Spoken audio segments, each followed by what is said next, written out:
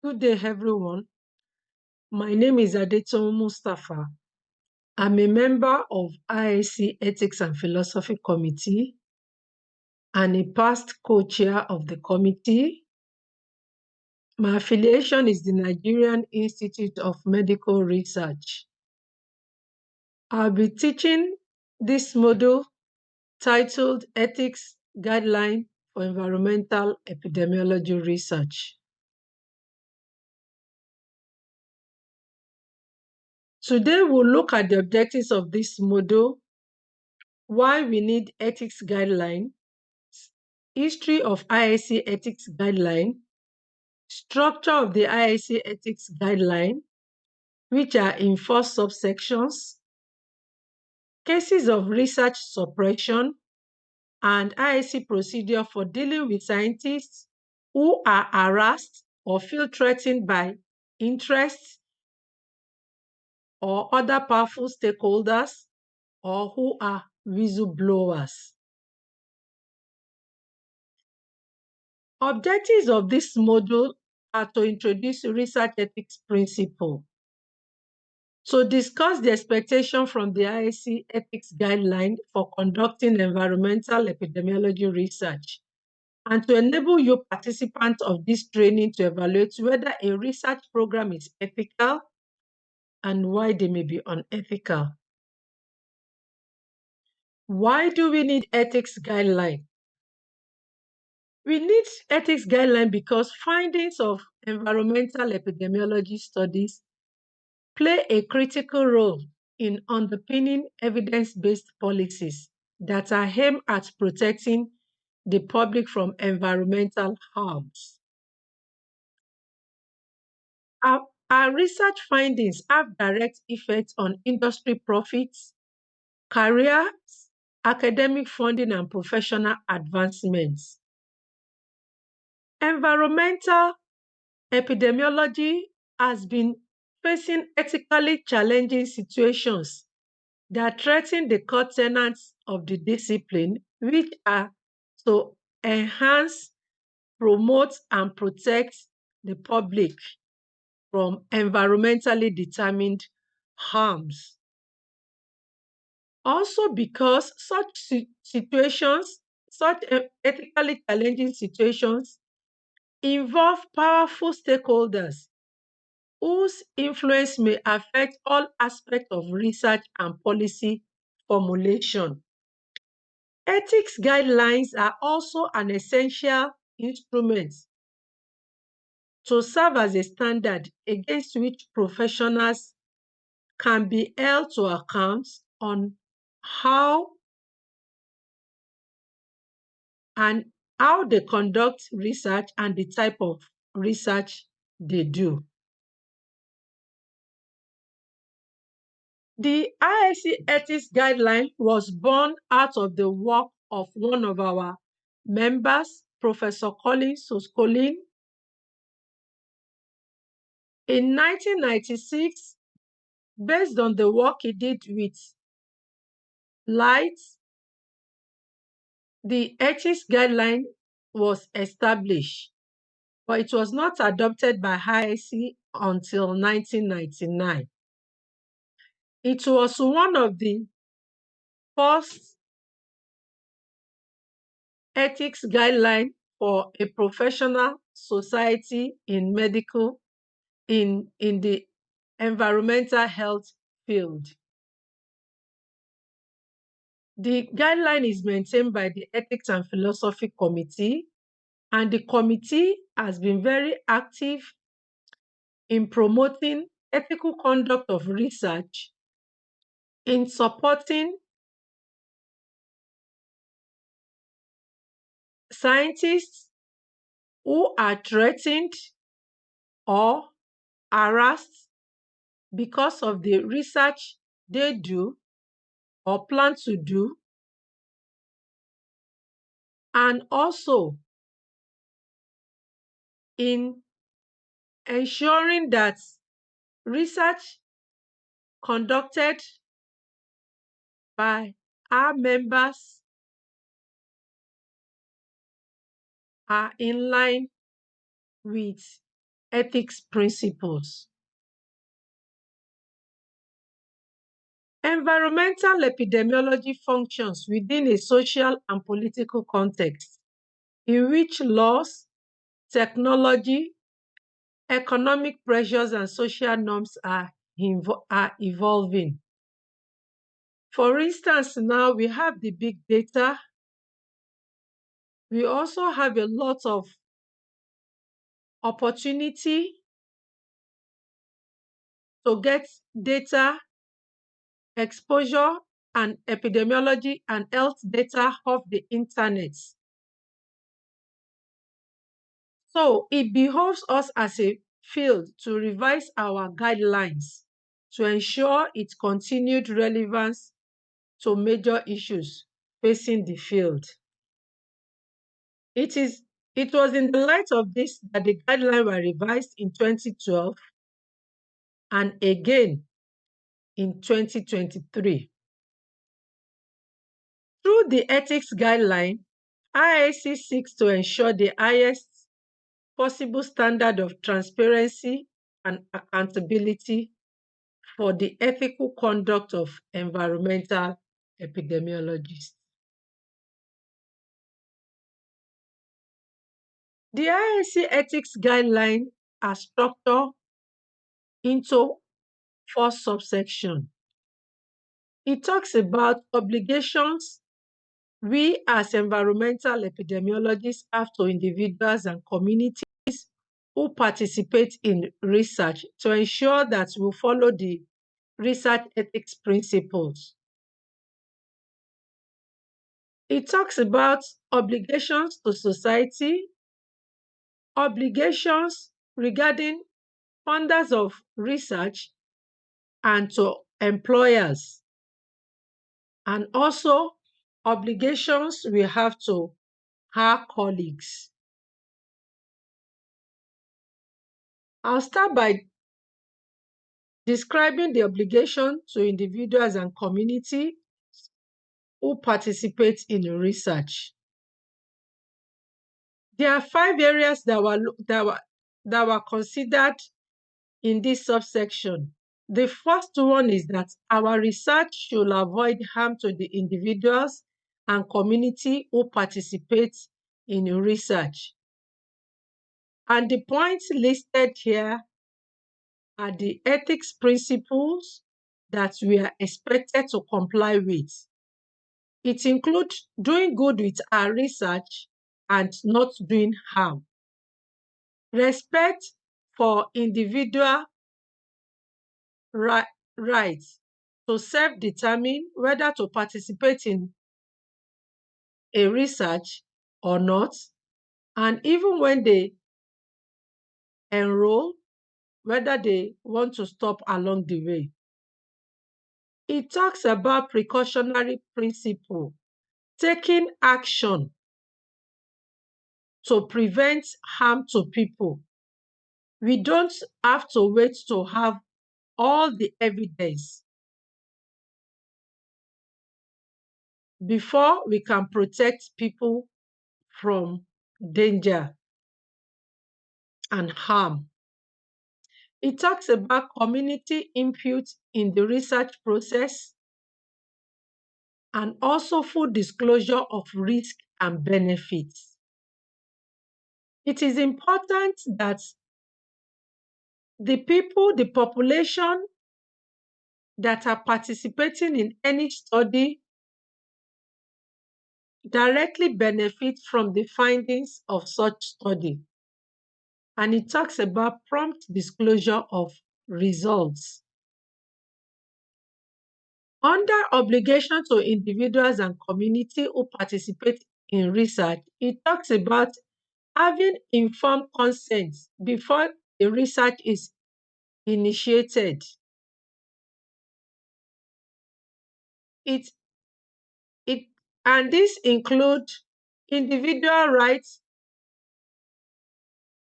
public communication of findings of research, having concepts to collect biospecimen, It describes cultural sensitivity of consent. What is applicable in one culture may not be applicable in another culture. Cultural acceptability is important when we are talking about ethics. Financial disclosure of all sources of financial support is expected, and confidentiality of public data and record. It also talks about how to manage ethics, how to ensure that data available on the internet are used in ethically appropriate manner.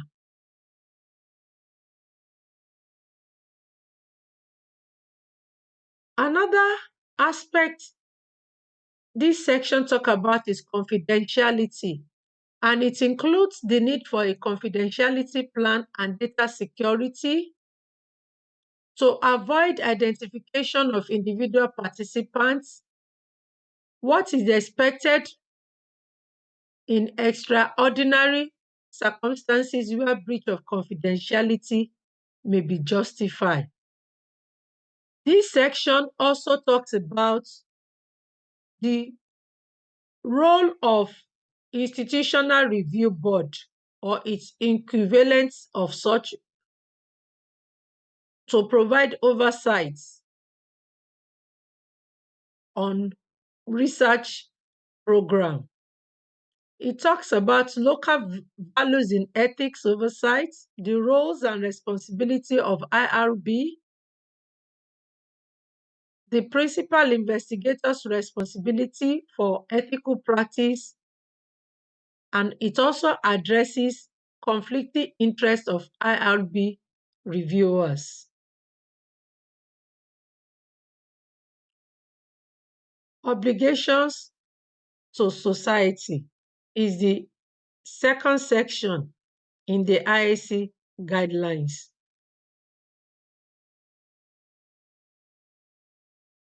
Whether intentional or unconscious, it requires us to avoid partiality in the way we choose research method or communicate the results.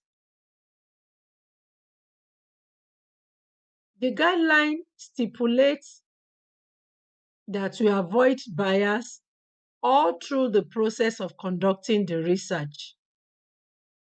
It talks about avoiding conflicting interests, and it emphasizes the need for full disclosure of financial or other relationship and to ensure transparency in our disclosure. It stipulates that we conduct research that facilitates environmental health. It stipulates conduct that facilitates environmental health and practice.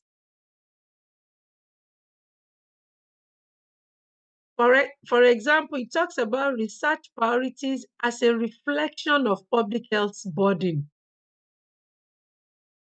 How we need to respect nature, natural environments in our research, contextualization of research results, recognition of different ethical worldviews, and outcome measures.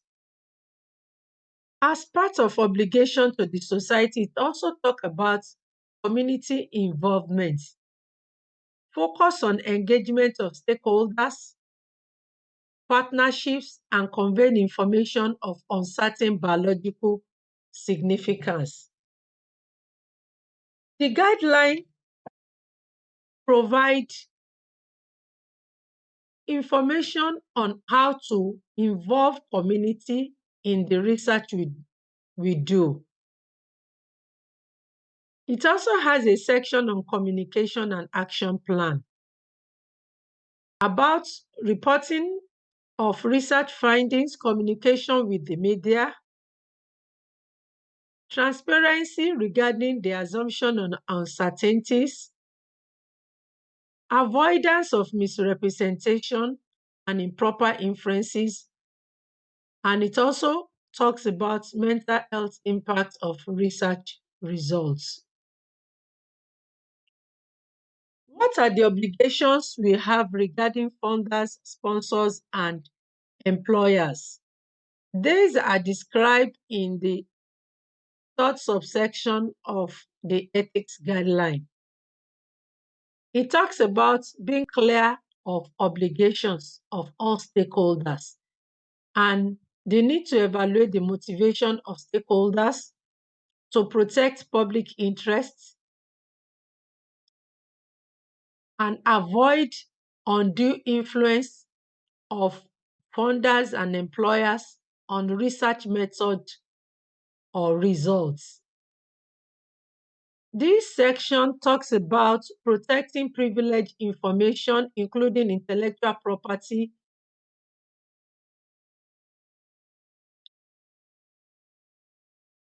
and confidentiality restrictions.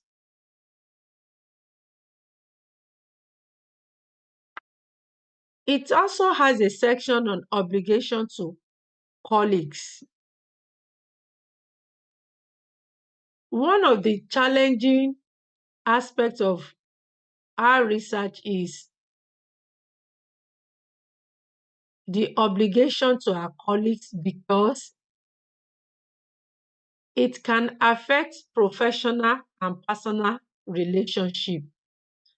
But the IIC ethics guideline specify that we have to also be accountable as a member of a research community to our colleagues, and it specify obligations that include need to translate knowledge gain, to provide support and mentoring, to respect diversity and integrity, and promote professional development while respecting new or controversial ideas. It talks about reporting and methods and results, and it stipulates that reporting should enable assessment and replication of results. It should allow for independence and neutrality, and our method and results should be subjected to peer review and support the objectivity of reviewers.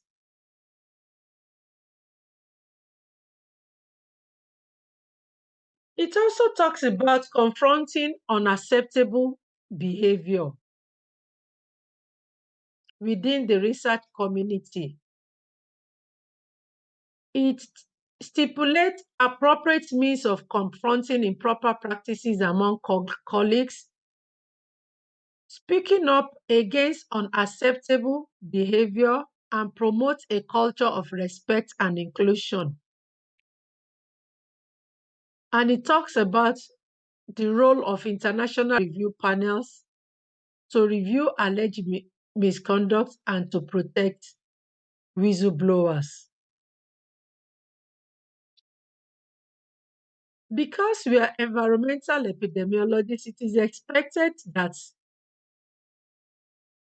within even our own community, our own society, as professional, we do not condone improper practices among ourselves, and it requires us to speak up against such unacceptable behavior. As part of obligations to colleagues, it talks about communicating ethical requirements among stakeholders. And these are ethical requirements that are applicable to research and practice, should be shared with colleagues, research support staff, funders, and practitioners. These are the summary of the 4 subsections of the IIC Ethics Guideline. We have this guideline and we've revised them. Sometimes during the annual meeting of IIC, we have ethics session that are part of some of the oral sessions. And over the years, we have found the need to continue to educate and have a dialogue on ethical conduct of research. I'm sharing these cases that were published these cases of research suppression that were published in recent times. One was published in September 2020. Both of them are from Nature, the journal Nature. And a study finds that Australian scientists are reporting suppression of environmental research and that it is getting worse than what it used to be. The survey conducted found that many researchers are banned from speaking about their work or have their research altered to downplay risk. Remember, I mentioned earlier that the core tenet of environmental epidemiology is to enhance, promote, and protect the public health from environmental harm. So when researchers are being asked to downplay risk, that is a research suppression. And it is not only in areas where we thought part of the world, maybe global south, we thought their ethics is not advanced or what. It is happening, research suppression is happening all over the world, including several countries in the global north. Another study conducted among health researchers in 2021 found that founders are putting pressure to suppress results. And the way this happened in a survey of 104 public health researchers around the world is founders are attempting to interfere in the publication of health intervention trials. The telltale signs of such are reluctance over publication because results deemed unfavorable.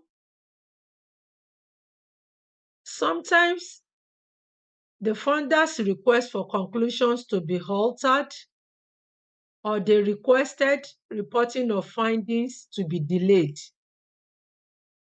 There are even instances where there were attempts to discredit members of the research team,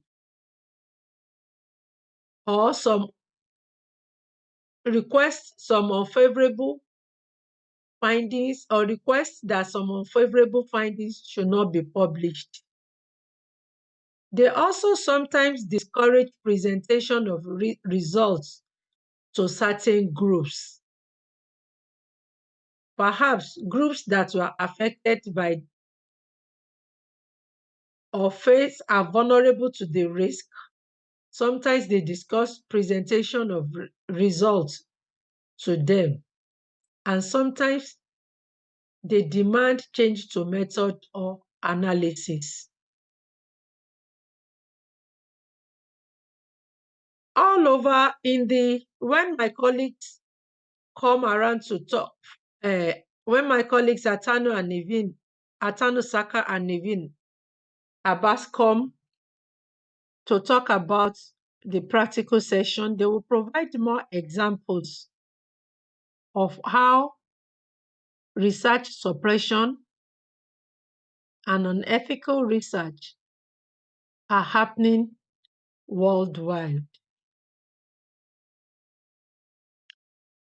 IIC believes that an health scientist or environmental epidemiologist may be harassed or persecuted based on the research they conduct or the choice of the kind of research they are doing, they plan to do, if it constitutes a risk to certain interests. But we also believe that either the person that is reporting being threatened, or the blower, or the stakeholder that are accused, either of them may be mistaken or be at fault. So as ISCE, we have a procedure for dealing with people who may feel threatened either by their employer, funder, or even the industry, or or big governments or other powerful interests. So on the IIC website, we have a procedure that anyone may refer a complaint to the president of IIC or the chair of the ethics committee, and how such complaint should be submitted. We have a procedure where this complaint will be reviewed and necessary steps taken to ensure that environmental epidemiologists are not stopped from doing what will protect the health of the public. We provide support and advocacy for whistleblowers and also for our colleagues who are harassed because of the work they do. So please feel free to visit the IIC website to look at this procedure and to please use it if anyone falls under this category.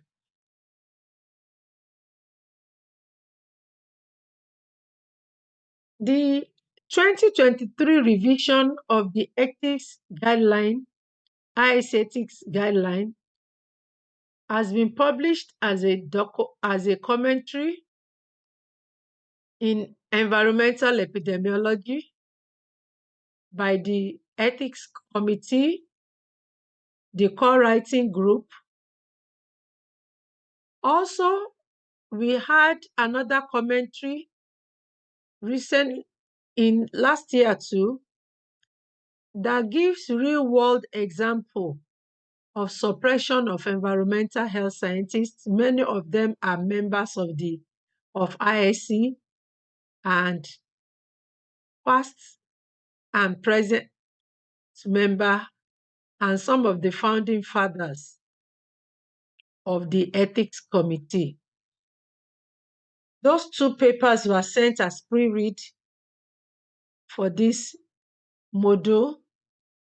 I encourage you to look at it, to study it, and begin to look at example also in your own country,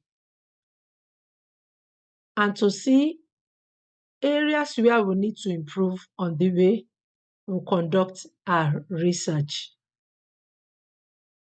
The IIC ethics guideline can be downloaded on the IIC website, and this is the QR code to use for it.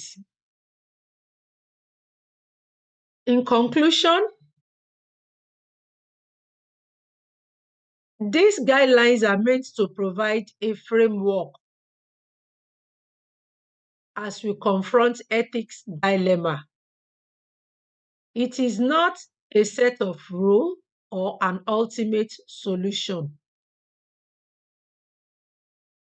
but it is to provide a standard by which, as professionals, we could be held accountable.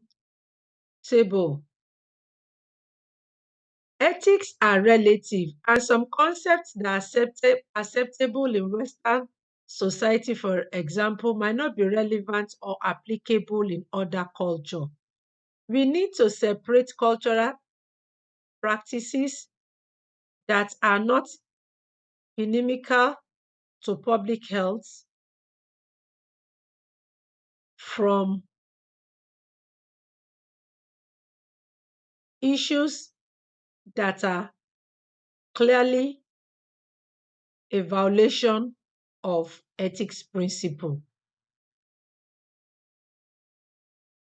These guidelines provide practical approach that can help us to maintain fundamental tenets of our discipline and provide thoughtful researchers and practitioners a point of reference for decision making in our current environment that is laden with complex pressure. We have more opportunity to look at case studies during the practical session and to discuss application of the ethics guideline in real world. Thank you for your attention.